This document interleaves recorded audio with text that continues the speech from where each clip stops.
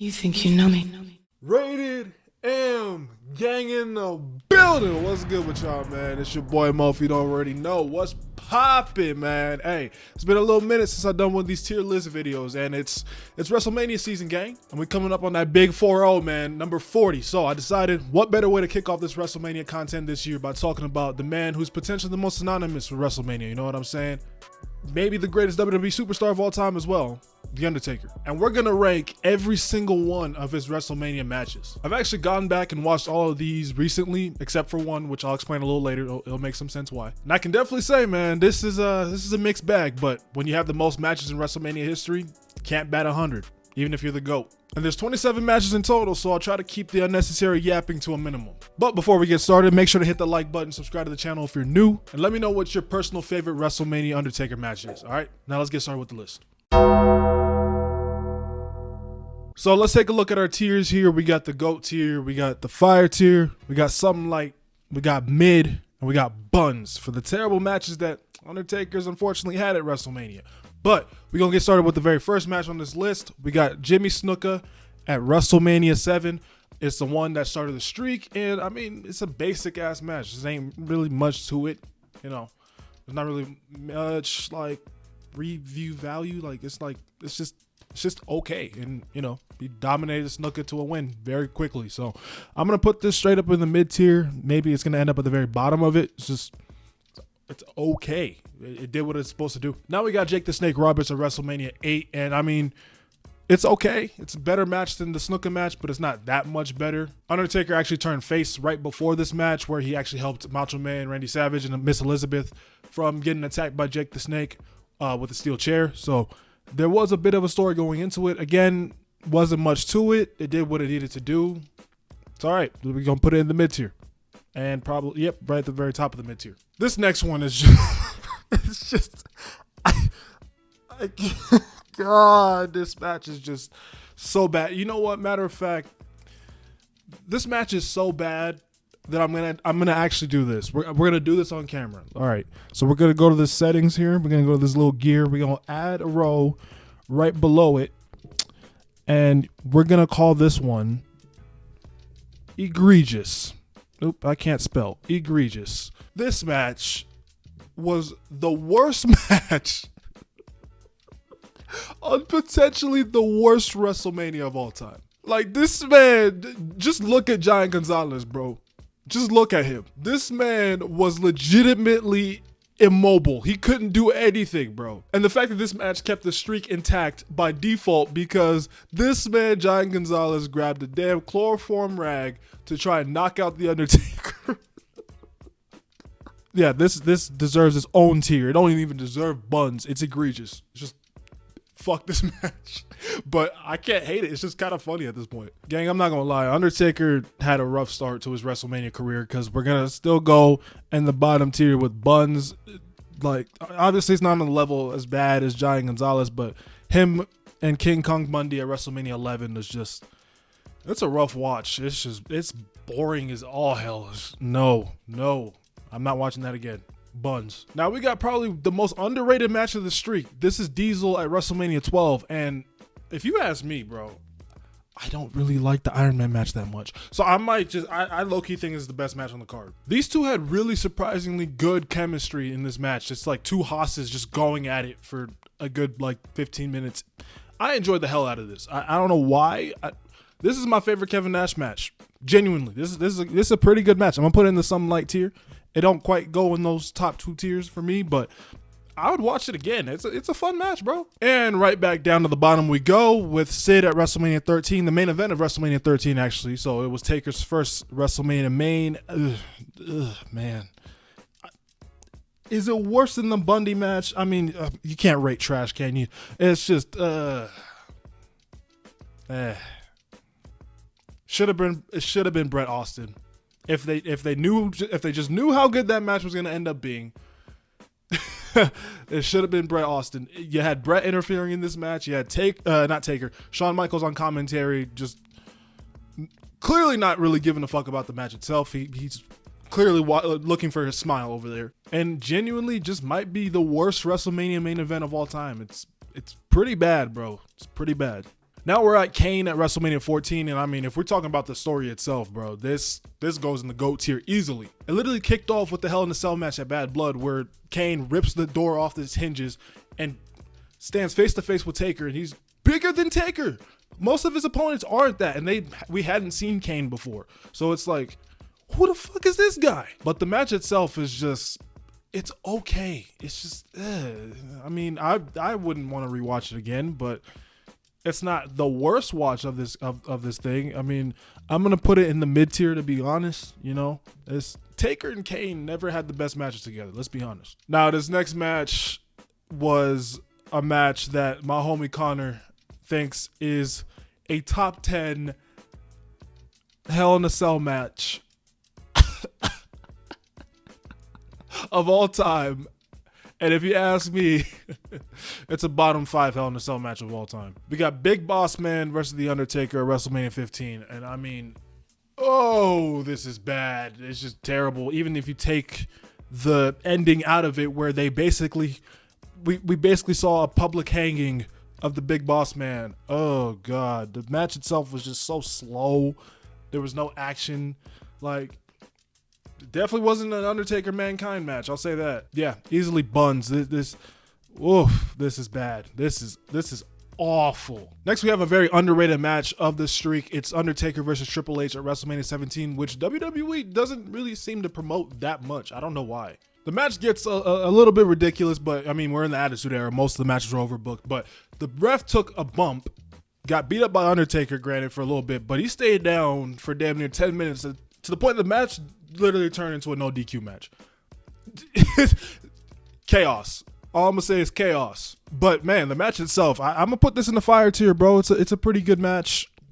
Like, it's not the best of their WrestleMania trilogy, but it's really good, and I feel like WWE needs to talk about it a lot more. By the way, do y'all say X7 or 17? I say both sometimes, but I've seen that it's actually a conversation. So y'all let me know. Do y'all say X7 or 17? Next, we have Ric Flair, WrestleMania 18, and I think this is a pretty good match, but some history here is that this is the match that helped Ric Flair regain his confidence. And he really should have regained his confidence here, because this is a really good brawl. The story going into it is a little wild, with Undertaker attacking David Flair and all. And listen, it's not a perfect match. I'm gonna put this at the very top of some lights. A little bit better than the Diesel match, I'll say that. But I'm glad Ric Flair actually regained his confidence because of this match. Next, we have a unique match here. We have a handicap match between Big Show and A-Train against The Undertaker, which was actually supposed to be straight up a tag team match with Undertaker and Nathan Jones, but because Nathan Jones was a bona fide scrub, I guess, they took him out and made it a handicap. And I mean, the match wasn't terrible. It was just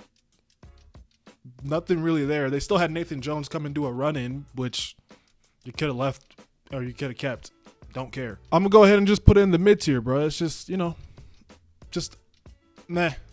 Not very good. Next, we have WrestleMania 20, where he goes against Kane again. And I mean, the entrance of The Undertaker returning to his dead man persona was fucking awesome. And you had Kane yelling at Taker like, "You're not real. I buried you." Like, it was a very awesome spectacle. But the match itself, like I said, Taker and Kane really haven't had the best matches. And like I said, the match at 14 was probably their best match. So it's got to go under this one. Let's be under that one. So I'm going to put this still in the mid tier, but it's not horrible. It's just Now we're back to cooking, because we got Undertaker versus Randy Orton at WrestleMania 21. This is the beginning of probably the wildest storyline of the Ruthless Aggression era, and that's saying something. Before this match, Randy Orton was a failed babyface. People didn't want to cheer him back then, which is kind of crazy to look back at. We love cheering him now. And he went back to being a heel before this match by attacking his girlfriend, Stacy Keibler. Different times, gang, different times. And the match itself was actually very good. There's no complaints here. I'm going to put this in the fire tier. That RKO from the chokeslam was awesome. Great match. Great match. Next, we have a match that really isn't talked about a lot. It's Mark Henry versus The Undertaker at WrestleMania 22.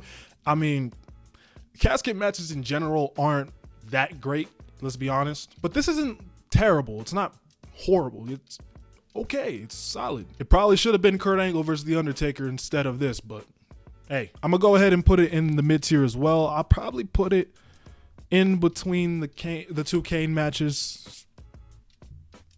Next, we have the match that began the streak within the streak is what I like to call it. Basically, from WrestleMania 23 up until I would say WrestleMania 29, The Undertaker had at worst the second best match on every WrestleMania card. And it started here with his match against Batista for the World Heavyweight Championship. He had actually won the Royal Rumble before this. He didn't main event, unfortunately. That was given to Cena and HBK, which was also a great match. But this was the start of a probably the best feud of 2007. This is actually the feud that I first got when I got into wrestling. And they made the most simple storyline great. It's two guys, they want the championship, and they're going to beat the shit out of each other for it. And yeah, this right here, I'm torn between putting it in the GOAT tier or putting it in the top of the fire tier.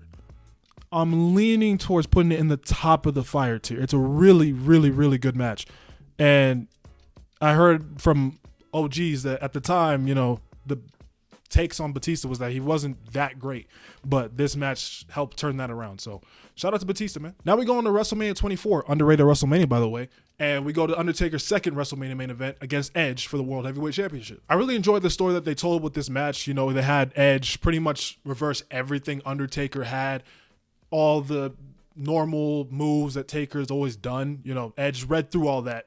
They put him in a lot of submissions, which, we know good and damn well Taker's not tapping out. And I like how they made the finish different compared to the other matches in the streak so far. Instead of ending it with the tombstone, they had Taker pull out the new move that he had kind of just debuted, the Hell's Gate. And that's how he finally outsmarts Edge after a whole year damn near of being tormented by this dude, man. Again, I'm going to put this in the fire tier. I'm debating if I want to put it above the Batista match. I'm just going to put them right next to each other and call it a tie. I like them both a lot for different reasons. So, yeah, fire. The next one, I don't think I really need to explain this. It's Shawn Michaels versus The Undertaker, WrestleMania 25. As soon as I say those words, you already probably got chills. You got goosebumps. This is wrestling perfection. I don't even think I need to explain this. It's the top of the GOAT tier, and I think it's going to stay there because this is the best, not only the best match of the streak, the best match of Undertaker's WrestleMania career, but this might just be flat out the best WrestleMania match of all time, period. And the next year with Undertaker, Shawn Michaels again, I'm going to put this one in the GOAT tier as well. I don't think it's as good as the first one, but I will say that the story with this one is so much better. Shawn Michaels just doing everything that he can to try and get back to Undertaker and try to break the streak again. And he ends up giving up his entire career for the sake of trying to break the streak. This is just, the storytelling in this match is just incredible, man. And I'm glad Shawn Michaels never wrestled again after this one. Oh my God, bro. Oh, hell no, man. What the fuck? Next, we have part 2 of the Undertaker and Triple H trilogy at WrestleMania 27. And as much as I detest this fucking show, at least this match was actually very, very, very, very good. I like how they made the match basically just staring at each other in the ring and then looking at the damn WrestleMania sign, and that was it. That was beautiful storytelling. And again, this match saved this show from being the absolute worst. I'm going to put this one as well. Actually, you know what? I'm going to put this in the top of the fire tier. I think it's better than the Batista match, but they had another match again that was just significantly better. And here's that one, the Hell in a Cell end of an era match between Undertaker and Triple H with Shawn Michaels as a special guest referee. And the kick out, the kick out. Come on, man. The kick out, bro. To me, the match in some parts dragged a little bit, but the argument of, it's the end of an era match, it should go long, makes a lot of sense. I'm actually going to go ahead and put this one in the GOAT tier as well. I don't know if I want to put it over the Shawn Michaels match from WrestleMania 26, but they're on the same level. Either or. Now we reach the end of the streak within the streak with CM Punk versus The Undertaker at WrestleMania 29. Again, another match that carried a very bad show in my opinion. And man, that story was bold. I'll say that much. If you know, you know. And the match itself, like I said, was really, really, really, really good. I'm gonna put this one in the GOAT tier as well, man. I'm not gonna put it above those first 3, but I think it deserves that stamp of approval from your boy. So yeah. GOAT tier. Now we have reached a match that WWE nowadays wants to pretend didn't even happen. It's Brock Lesnar and The Undertaker at WrestleMania 30. Obviously, you know what happened here. This is the end of the WrestleMania streak. And whether or not you believe the streak should have been broken or not, I personally am in the camp that believes it shouldn't have been broken, at least not by Brock Lesnar at WrestleMania 30. The match itself kind of fell apart because Taker had a very bad concussion early on in the match, and it's just a tough watch. It really was. Watching this back recently, it was just, I put it in the mid tier personally. The bottom of the mid tier, there's an argument for it to go in buns, but man, it's a sad watch. It was then, it is now. Also, if you ask me, Taker should have retired before the streak ended. I'm just saying. Now we're at the first match outside of the streak with Bray Wyatt, rest in peace, at WrestleMania 31. I'm gonna put this match in the some light tier, bro. Some people really hate this match for some reason that I've seen. It's like, match is actually pretty decent. I like this match a lot. It was nothing too special, but I mean, it was fun. You know, Taker looked healthy and looked like he can actually move, so thumbs up all the time for that. And now we're at the third of the trilogy of Hell in a Cell matches of The Undertaker WrestleMania with Shane McMahon. And let's be honest, Chris, outside of the fucking dive, this match was boring as shit. You had one old man that was washed, and then you had another old man who was never a full-time wrestler. It wasn't gonna be great. And I'm gonna be honest, bro, just to spite the homie Chris, I'm putting this in the buns tier, bro. Buns. Just outside of the dive, it sucked.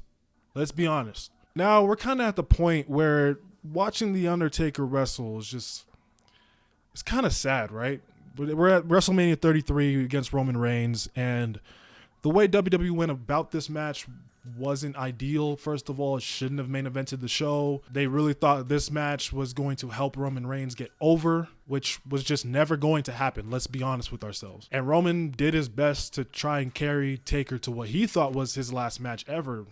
I mean, it's kind of evident from the way Taker put all his gear in the middle of the ring when the match was over, but it didn't end up being that. And because of that as well, it kind of ages terribly too. And unfortunately for Roman and Taker, the carry job just didn't work. It's sadly one of the worst WrestleMania main events of all time, and it has to go in the buns tier, guys. It just does. It's just, man, this is a sad one. Now this next one's just kind of sad for different reasons. It's Undertaker versus John Cena at WrestleMania 34. It's the fact that Undertaker felt like he could actually go, and they gave them 2 minutes. A match that fans wanted at WrestleMania in particular for years. It's a a dream match. We didn't get this in their primes. And then we missed out on it at WrestleMania 32 because John Cena got hurt. But I can't say that Taker looked bad in this match. He did look good. He looked like he could actually have that long match that he wanted, but they didn't give it to him. They only gave him 2 minutes. So, I mean, it's a squash match. It's not the best squash match ever. I'm going to put it in the buns tier as well. It's just, damn. Now we're at the very last match of Undertaker's WrestleMania career. We are at WrestleMania 36. And like I said in the beginning, there was one match I haven't watched back. This is the one. Why? Because I've sworn to myself to never watch WrestleMania 36 ever again. The show made me sad then because of no fans, and it would probably make me sad now. So just avoid that shit. And despite me watching this match only once, I remember this match just so vividly. Why? Because it was so damn perfect. Year after year, match after match, WWE did everything to try and give Undertaker that perfect retirement match. But by the grace of COVID, they gave Undertaker the perfect retirement movie. And this right here was a movie. This match kind of paid tribute to everything Undertaker had done with his career, you know, from the Dead Man to American Badass back to the Dead Man. You know, you had him come in on the motorcycle. You had him appear behind AJ Styles and rise up from the dead. It's the perfect goodbye. And I'm really glad that Undertaker got this because of that, because it's just the perfect way for him to end such an illustrious, not just WrestleMania career, but a career itself. I'm gonna put it in the GOAT tier. I just am. Like, as an Undertaker fan, I'm glad he got this. I really am. And ladies and gentlemen, that is a list right there. I'm going to leave it on the screen. I'm not going to go through it because, again, there's 27 matches. But so that's that. If there's anything on this list that you disagreed with, let me know in the comments down below what you would change on this list. I thought I did pretty good. All right. So if you change anything on this list, you're just wrong, bro. But that's it for this video, man. I appreciate y'all watching. Like, comment, share, subscribe, follow me on the socials. All right. I'll see you on the next one. I'm out of here. I'm gone.